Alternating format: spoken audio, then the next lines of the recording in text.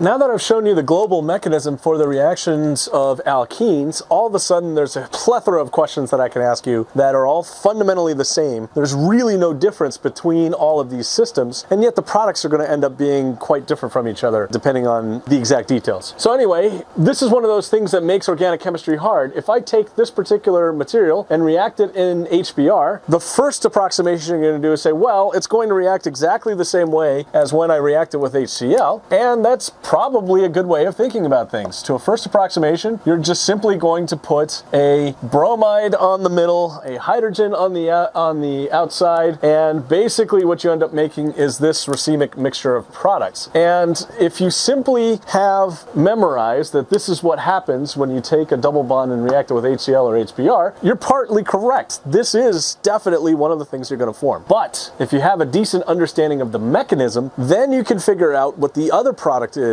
and whether it's more likely that you form this product as drawn or the other one. And then, of course, you have a way of thinking about this particular problem, which is fundamentally the same, again, mechanistically, but then can divert to other products you didn't anticipate. Or what happens when I have something like this, where I don't have HCl or HBr anymore? Do I need to learn a totally new way of thinking about things? Or can I just simply plug in mechanistically what I already know and figure it out? I think you know what my preferred strategy is. If you understand the mechanism, you can figure out all of this stuff. So here we go. What has to happen? First, this double bond will attack the H, kicking off the Br minus. This is exactly the same as what you'd predict, and it behaves exactly like you'd predict. You are, of course, going to make the more stable carbocation first. And if the Br minus is floating around nearby and attacks from top or bottom, you form this potential racemic product, which is to say absolutely something that will happen. And if you have a lot of HBr present, it might even be the major product. However, what if I use a relatively small amount of HBr, a catalytic amount of HBr? Then I don't have very much of the HBr, and I have a fair amount of the methanol around, because the methanol is going to be my solvent. So instead of continuing down this path and making this product, maybe the methanol comes in and adds as drawn, and what that will lead to is now methanol adding to the secondary position. And then, of course, I have more methanol because it's the solvent, and that can deprotonate. So my final product here is going to be a mixture of two different things, and specifically two different racemic mixtures of two different things. This methanol can attack either from the top or the bottom of this cation as well, which leads to the protonated ether. Deprotonation under neutral conditions leads to the methyl ethers, and I get a racemic mixture 50-50 of the methyl ethers, as well as a racemic mixture 50-50 of the bromides. I'm going to make a fair bit of this if I have a reasonable amount of methanol present. If I have a different solvent here, one that isn't protic, then I don't make any of it. I only make the bromide. So the solvent present underneath the arrow gives you a sign as to what you're trying to do. Using HBr, a solvent like dichloromethane will lead only to the racemic bromides. If I'm using methanol, I'm probably doing it for a reason, because I could have chosen another solvent. In other words, I'm probably using a small amount of HBr, a large amount of methanol, and I'm trying to make the methyl ethers, not the bromide. But of course, there's a better acid that I could choose to use if I don't want the acid to interfere. If I don't want any of the bromide product, I just simply need to choose an acid that's non-nucleophilic. And you know this from your elimination chemistry. Sulfuric acid is non-nucleophilic. It's one of the reasons why we use it. How does this start? Well, this will go ahead and add there, which kicks off the sulfate, hydrogen sulfate, which is non-nucleophilic. So now, going back to the question that you always ask when you're dealing with any organic reaction, what is my nucleophile? Well, here, this is the best nucleophile in the system that we have at the beginning. It reacts with the best electrophile that we have, and now we're floating around here. We have a cation.